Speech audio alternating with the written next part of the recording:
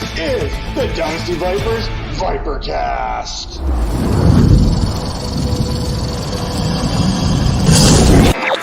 As we continue our AFC North tour here in our Spotlight series, we are going to head to Baltimore to talk about that 10-7 Baltimore Ravens team that lost out in the wild card round to the Cincinnati Bengals. Now, as far as points forward, points against are concerned, the Ravens will go on to score 350 points, allow 315, which gave them a plus 35 as far as points differential is concerned. How'd they get there? Well, their offense, it actually struggled, especially on the passing end of things, as they only had 180.5 per game, which was 28th in the league. Now, as far as the passing defense is concerned, they would give up 229 yards per game, and that was 23rd. And their run defense was one of the best in the league, giving up just 89.8 yards per game, which was third best. The Ravens were 8-4 in games last season, which Lamar Jackson played in. And even with fellow Pro Bowl quarterback Tyler Huntley under center, the Ravens would finish the regular season 2-3 without Jackson and lose out in the wild card round to the Cincinnati Bengals. Much speculation surrounding Jackson would take place this offseason, and at times it looked like Jackson had played his last snap for the Baltimore Ravens. The Ravens did something that nobody saw coming, and that was improve the receiver room. Put a little bit of money there on the line, in which they had neglected for so long. A finally healthy Rashad Bateman is joined now by Odell Beckham Jr. in a move that certainly didn't hurt in mending the relationship with their franchise quarterback. Then again, 5 years at $260 million, that probably didn't hurt either. Now, talking about the Ravens draft class, we know the Ravens are as good as any team when it comes to the NFL draft. In the first round, they again addressed the wide receiver position, selecting Boston College wideout Zay Flowers. In the third round, pick 86, linebacker Trenton Simpson out of Clemson was added to the roster. In the fourth round, they went out and got edge defender Tavius Robinson. And in the fifth round, out of Stanford, cornerback Kyle Blue Kelly also added.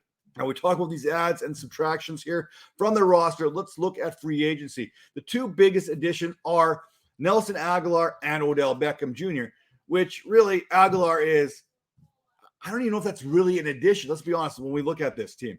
Now, biggest losses, defensive tackle Calais Campbell. We know what he meant in anchoring the middle of that defensive line. Guard Ben Powers, another great player there for the Ravens in the interior of their offensive line. Tight end Josh Oliver and center Triton Colin Castillo, they're also gone. Now, the best move, obviously, is signing Lamar Jackson. After some feelings were hurt, this has to be a huge win for the Ravens. They know they are now set for at least 5 more seasons, and they can start doing right by him and add the pieces that they need to around him. That being said, there will be a time when the contract forces some good players out, but the Ravens, like I said, have always done a good job at the draft and restocking their cupboards. The worst move, anytime you add Nelson Aguilar, that's probably the worst move. Let's call it the way it is. Aguilar worked out for one season with the Las Vegas Raiders once upon a time. But when I look at maybe the worst move is the loss of a good interior lineman. That's always going to hurt, especially when you're trying to protect a franchise quarterback. Now, we know that Baltimore wants to see Jackson run less, which means keeping that pocket clean. So when the Denver Broncos stepped up and offered Ben Powers a huge contract, that hurt the Baltimore Ravens right there. The loss of Ben Powers is the biggest loss for this team. Kevin Zettler, he's going to now be entrusted in the protection of Jackson. Now, looking at this Ravens depth chart, we know it's Jackson. We know it's Tyler Hunter at the quarterback position. And then Josh Johnson's making his, I think he's been in Baltimore like 4 different occasions, played for like 19 different teams in the NFL. I'm sure he'll be somewhere at some other point, somewhere else, right? Running back J.K. Dobbins, Gus Edwards, Justice Hill, nothing changes there. Wide receiver, biggest moves here, Rashad Bateman, Odell Beckham Jr., Zay Flowers. Then they go to Devin Duvernay, Nelson Aguilar, James Prochet, Tylan Wallace. That is what you're looking at for a wide receiver room there in Baltimore. Huge upgrade compared to seasons past.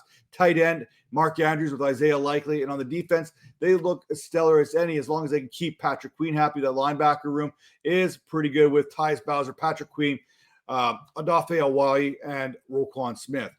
So what camp battles can we watch here in Baltimore? We all know that Mark Andrews is going to be the top option in this Ravens passing game. It's been that way for who knows how long. But who's number 2?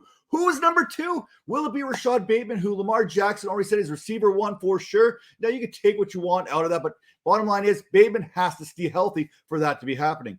Or will it be Odell Beckham Jr.? Will it be that wily vet that we already know has been FaceTiming Lamar Jackson all throughout the offseason? Or is it going to be the rookie Zay Flowers, who's breaking ankles out of the slot all throughout the OTAs? possibly even Isaiah Likely, who's an athletic freak. Okay, maybe the last was a little bit of a stretch, or is it?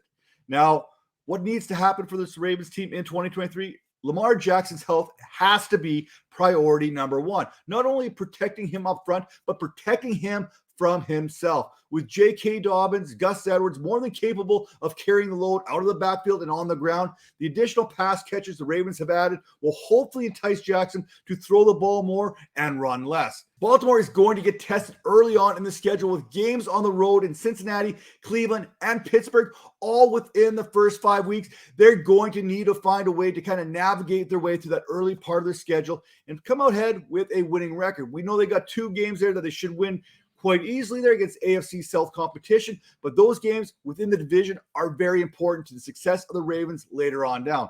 Now, I see they handle this very easily, going 13-4, tying the Cincinnati Bengals with the best mark in that AFC North. I love this division. I think all 4 teams in this division are more than capable of making the playoffs. Now, let's talk about fantasy implications here. Talk about the top 5 fantasy assets for this Baltimore Ravens team. And at number 1, look no further than Lamar Jackson.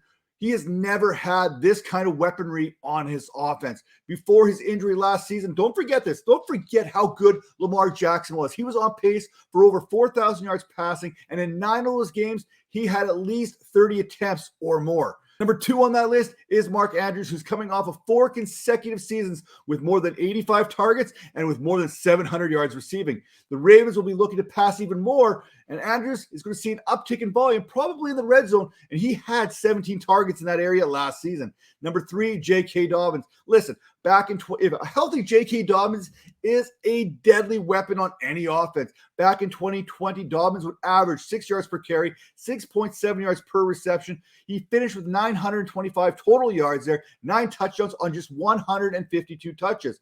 Last season, it was kind of a redshirt season, but when he was healthy, when he played, he averaged 5.7 yards per carry. I mean, the dude was like coming off of like a completely mangled knee and still averaged 5.7 yards per carry.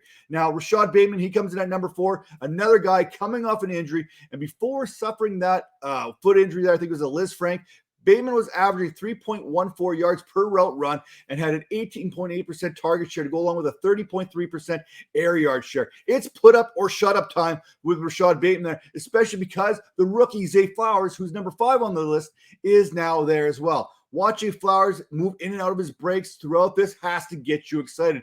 There's a good reason why he averaged 15.3 yards per reception during his tenure there at Boston College. So who's that fantasy player you need to add for the Baltimore Ravens?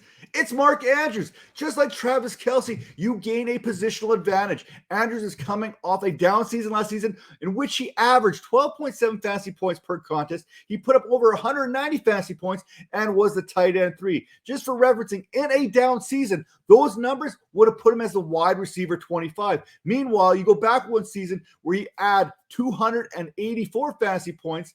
That would put him as the wide receiver 7. It's still early yet, but this Ravens team is looking like it's transitioning to more of a passer-friendly offense, which is great for those who have drafted Mark Andrews here in 2023. So who has the biggest bust potential on this Ravens team? It has to be Odell Beckham Jr., who's getting drafted much higher than he should be based on name recognition alone.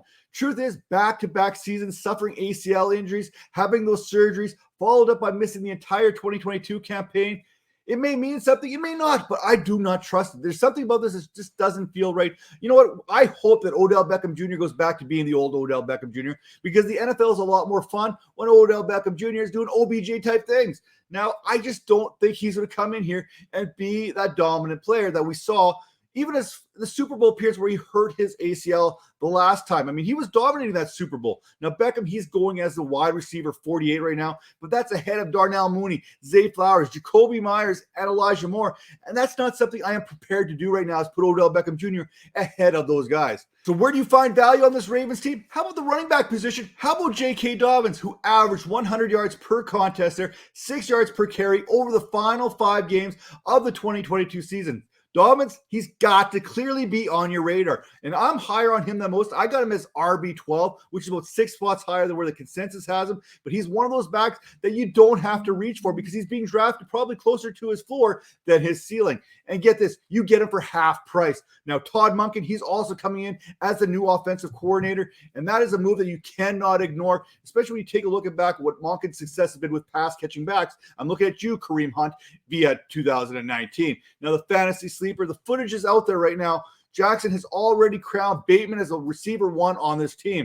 I mean, it was kind of a press conference as Lamar Jackson kind of talking, maybe a little tongue-in-cheek there, but I have to believe that the connection that these two have, it's real, even though we haven't seen a whole lot of it. If you believe that the Ravens are going to pass more, which I do, then there's reason to believe that Bateman is going to have more success if healthy. Todd Monken is going to find ways to get the ball into the hands of his playmakers. That's what he does. That's what this offense brings, and that's what you should be expecting in fantasy. Further to all that, with this Ravens team, I'm expecting so much more out of this offense when it comes to fantasy because we've got more playmakers than we have ever seen here. We've got a former NFL MVP who's one of the most productive players in fantasy with weapons to work with.